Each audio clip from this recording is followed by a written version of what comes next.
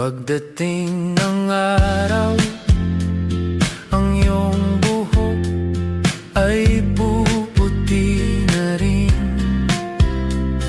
Sabay tayong mangangarap ng nakaraang sa'tin.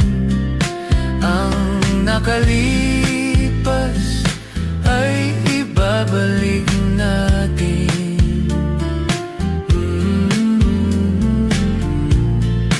Ipapaalala